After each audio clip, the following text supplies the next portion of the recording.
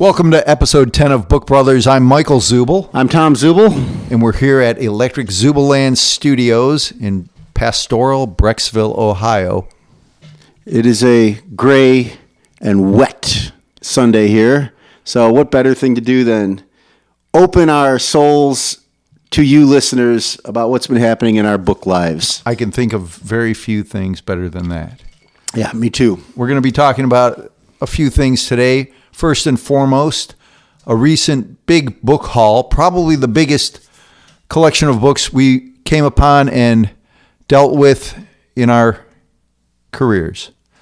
It was massive. And luckily for us, it was in our own backyard. Yeah.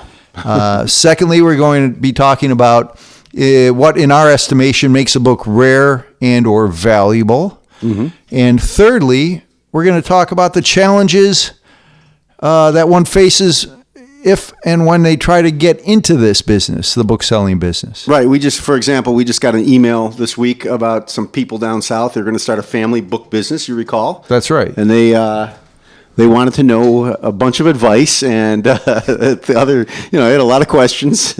And so perhaps they'll just listen to this and it will help them along. One of their requests was to buy our unprocessed material.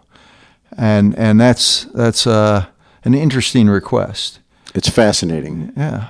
We'll get into that. We'll get into that. So we'll be right back, and we will talk about perhaps the most voluminous, the biggest book collection we've ever acquired. Coming up.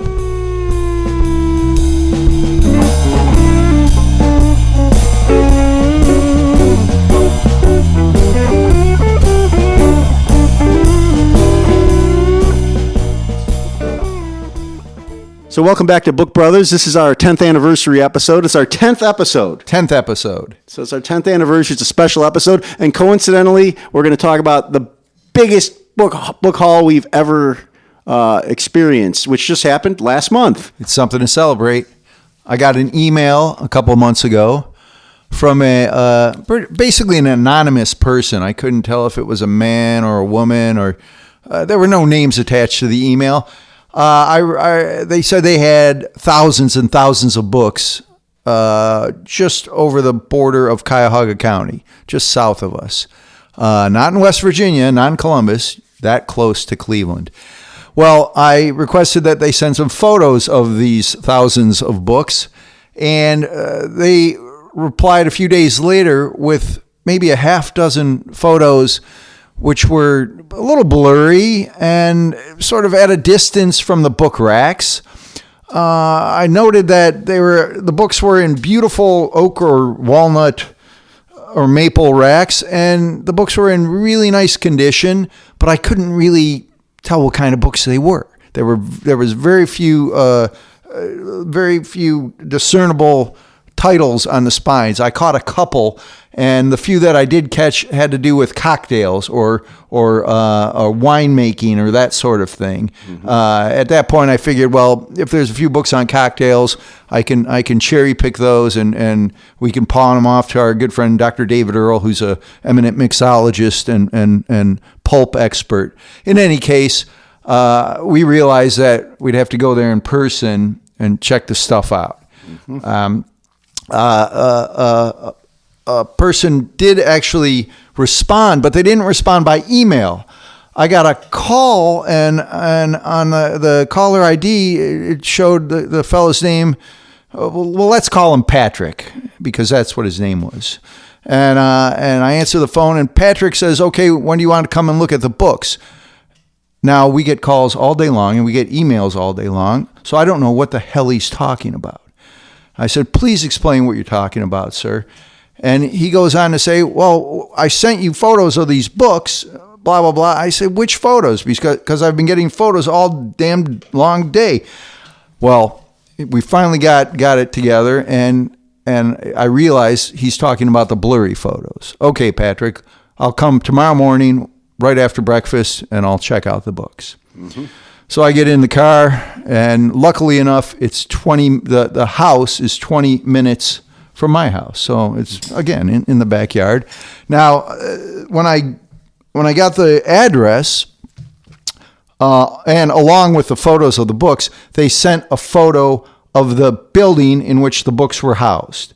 And it looked like a ranch house, a gray ranch house, pretty modern, nice looking.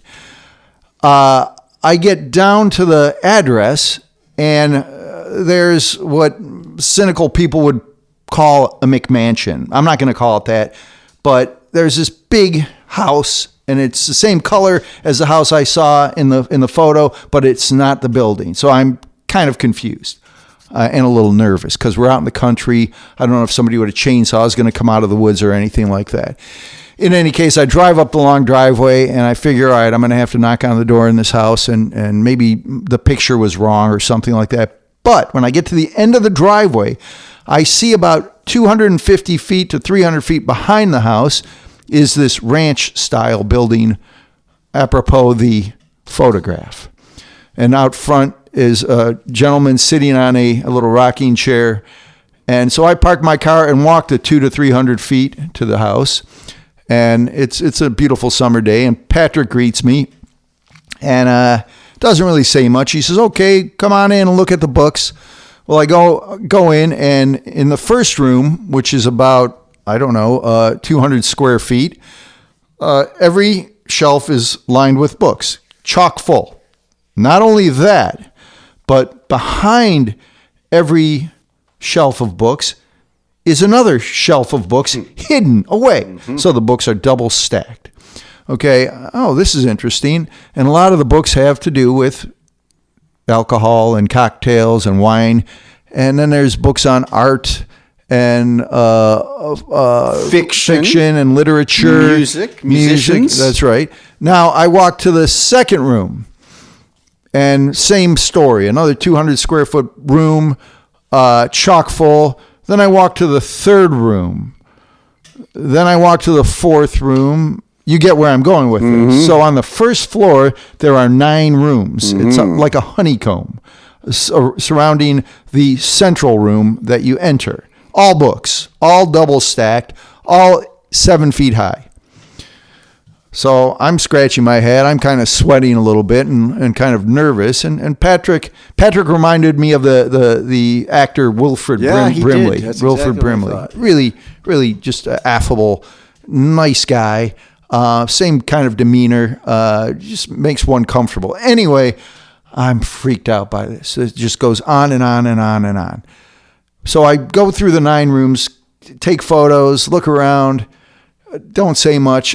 I come back to the front door, and I'm getting ready to say goodbye to Patrick, and he says, well, you haven't been upstairs yet. So we go upstairs, and this upstairs is one room the length and width of the first floor with dormers, but it's entirely shelved on the outer walls.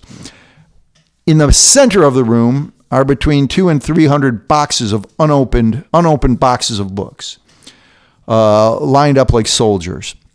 Same story, double shelved. Same story, boxes that weigh 50 to 80 pounds apiece. Big fruit boxes. Big fruit boxes, pear boxes, ironically enough, because most of our building is shelved with pear boxes from the 50s and 60s. Wooden pear boxes. Exactly. Yeah, but these are cardboard pear boxes. Well, I'm sort of beside myself with Patrick, and I say, we'll be in touch, sir. And we shake hands, and I take my leave. Now, you didn't ask him any questions about whose books those were? As a matter of fact, I did. And I was struck by, like I've mentioned already. Oh, by the way, there was a couple racks of Alcoholics Anonymous material. Mm-hmm. Big books, histories of the founders, histories of chapters, et cetera, et cetera. And it turns out that Patrick's brother was a bit of a hoarder and a recovering alcoholic. Mm-hmm.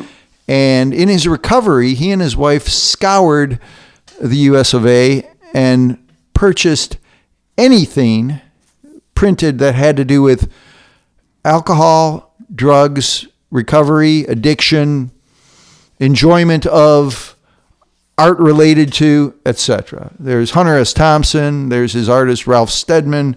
Then there's detective fiction, that if the detective in the story has a drinking problem or he likes to sniff cocaine, that's why the guy bought the book. Mm-hmm. And his wife meticulously wrote in little slips of paper where they bought the book and how much he paid for them. Yeah, I think when you showed me the photos that you took, and I think most people at first glance would say there is no theme to this collection. I mean, aside from the wall of the A books, but you saw a Jerry Garcia book next to 3 copies of some modern fiction, whatever. No, right, and the books were randomly displayed. Yeah, and there's a reason for that. A Joe Namath book, Right, and the reason the books were randomly displayed is because the fellow bought the books throughout his life, boxed them up, built this beautiful ranch-style building behind his McMansion. Oh, I shouldn't have called it that. And before he put a single book on his beautiful oak shelving, his wife fell over and died, and he lost his marbles and was incapable of existing in society any longer. It's very sad. So Patrick ends up holding the bushel. Yep. So why that still doesn't explain why the books are randomly displayed. Well, Patrick thought, how the hell else am I going to sell these books? I can't sell them closed up in boxes. I'm going to have somebody put them up on shelves. So he hired a young lady. Oh. And she just took them out of the boxes and began putting them up and double stacking them on the shelves. And even so, the guy's library wouldn't hold all the books because of the 300 unopened boxes of books yet. Yep. And there were no empty shelves, by the way, when you and I looked at the stuff. So I took the pictures. I showed you the pictures. Your response is? My response was, I don't understand. I don't know if this is good or bad, and I didn't think that. I didn't think they were mostly. There's not a lot of antiquarian. There are antiquarian books in the collection. A lot of modern books. It was hard to get a grasp of the collection. But I said, I don't think we should take the whole collection. I think we should pick and choose. Let's agree on a price and pick and choose at a set price per book, and look out for ourselves in all of this. I'm sorry for the man that got stuck with tens of thousands of books that don't interest us. But that was my take. Was we should in essence cherry pick the collection. Right, and Patrick's objective was to have the building emptied out. Mm-hmm. So if we want to be garbage men, sure, we'll empty out your house of worthless books, or mainly worthless books, and do what we can with them. But so when we come back, we'll tell you what we decided on. It was a big decision.